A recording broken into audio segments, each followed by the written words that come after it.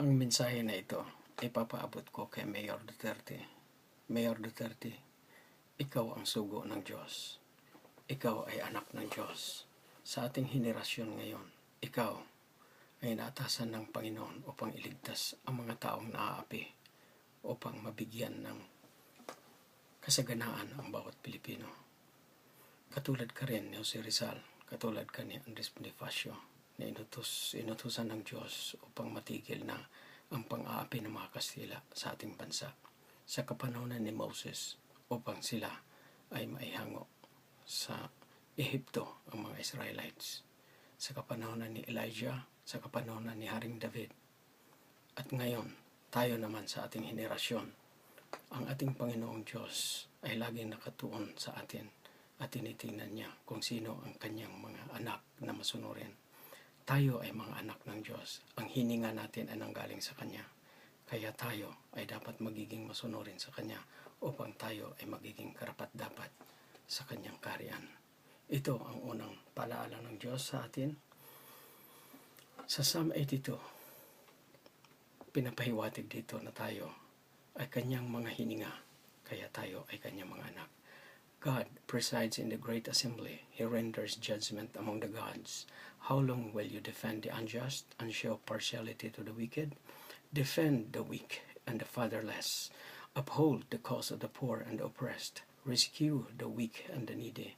Deliver them from the hand of the wicked. The gods know nothing. They understand nothing. They walk about in darkness. All the foundations of the earth are shaken. I said, you are gods. You are all sons of the Most High. But you will die like mere mortals. You will fall like every other rulers. Rise, O God, judge the earth, for all the nations are your inheritance. Yan ang unang mensahe na nanggaling sa ating Ama. Ang pangalawang mensahe ay manggagaling sa Psalm number 1 at ang kanyang sinasabing pangako dito na tayo, kung tayo ay masunurin. Blessed is the man who does not walk in the counsel of the wicked, nor stand in the way of sinners, nor sit in the seat of mockers, but his delight is in the law of the Lord, and on his law he meditates day and night. He is like a tree planted by streams of water, which yield its fruit in season, and whose leaf does not wither. Whatever he does prospers. Not so the wicked, they are like chaff that the wind blows away. Therefore the wicked will not stand in the judgment, nor sit in the assembly of the righteous. For the Lord watches over the way of the righteous, but the way of the wicked will perish.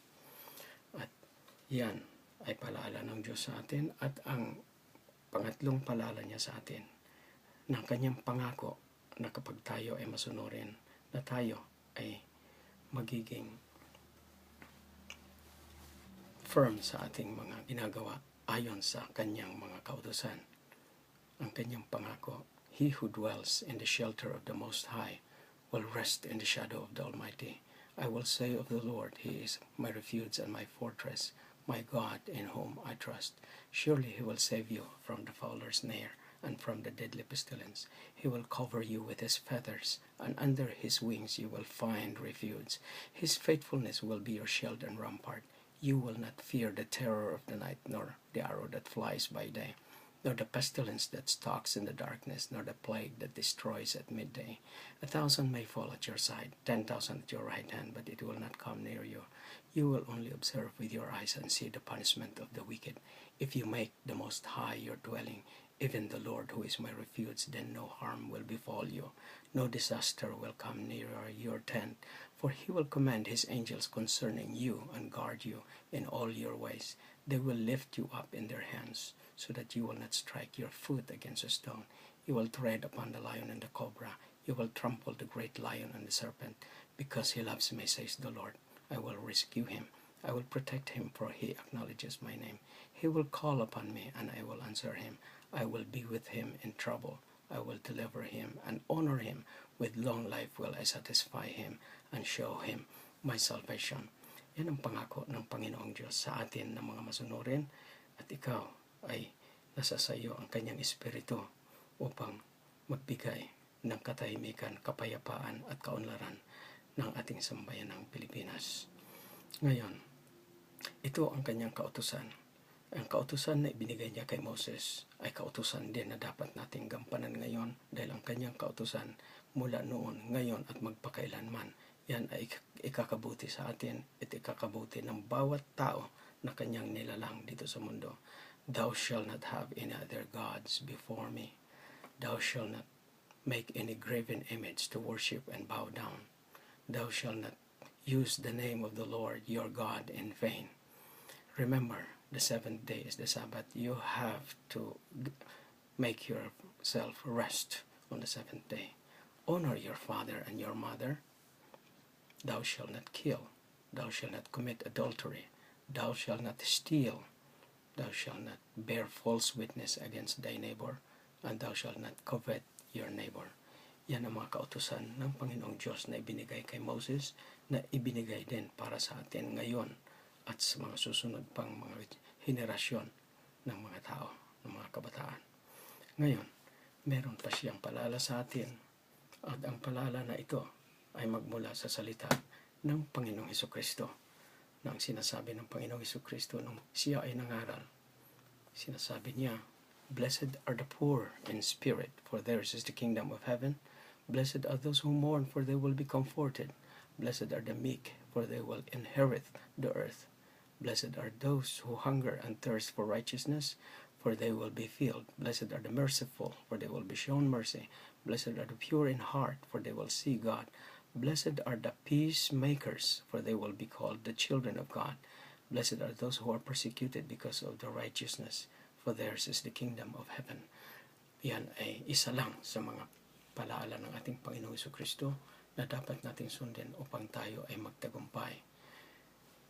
At idadagdag ko na rin ang the first and the only commandment that has given, na binigay niya kay Adan doon sa paraiso, na dapat din nating subaybayan upang tayo ay magiging masaya. At bawat Pilipino at bawat tao sa buong mundo, kapag nasunod nila ito, sila ay magiging matiwasay na magkaroon ng matiwasay na pamumuhay. You are free to eat from any tree in the garden, but you must not eat from the tree of the knowledge of good and evil, for when you eat from it, you will certainly die. Yan ang utos ng Diyos kay Adan. Hindi namatay si Adan kaagad, ngunit nawala ang pagtitiwala ng Diyos sa kanya dahil sa kanyang paglabag noong kinain niya ang prutas na pinagbabawal. Yan ay parables lang. Tayo ngayon sa ating henerasyon, Mayor Duterte, maswerte ka dahil ikaw ang pinili ng Diyos. Na mula pa noon, sinusubaybayan ka na niya at tinitingnan niya ang iyong mga gawain. Sinusubaybayan niya ang takbo ng iyong panunungkulan at nakita niya na ikaw ay naging matatag at masunurin at hindi ka unfair sa bawat Pilipino, sa bawat tao. Tama ang iyong mga decisions. Kaya ibinigay niya sa iyo ang isa pang assignment ngayon hanggang sa huling sandali na ikaw ay kanyang kukunin na sa kanyang kaharian. At ngayon, tayo sa ating henerasyon ngayon, maging ako man, ay meron din akong task, meron akong mission na dapat gampanan. Dahil tayo ay pahiram lang dito sa mundo na ito. Ang edad ko ay 58 na ngayon, mag-59 na ako. At tayo ay malapit ng uuwi doon sa kaharian ng Diyos. At maging ang Panginoong Hesukristo ay siya ay 33 lang nung umuwi. At maging si Moses ay 120 years old. Tayo, sa oras na tayo ay tawagan ng ating Panginoong Diyos, hindi tayo dapat tatanggi na katulad ng ginawa mo ngayon. Maging buhay mo man ang magiging kapalit, ang iyong karangalan, ang iyong pagkatao. Ikaw ay tumatayo sa katahimikan at tumatayo ka sa justice para sa mga taong naaapi. Tama ang iyong mga panukala, pag-iisip na ayon sa kalooban ng Diyos. Panatilihin mo yan at malayo ang iyong mararating nasa iyong mga kamay ang utos ng Diyos na dapat ipapatupad.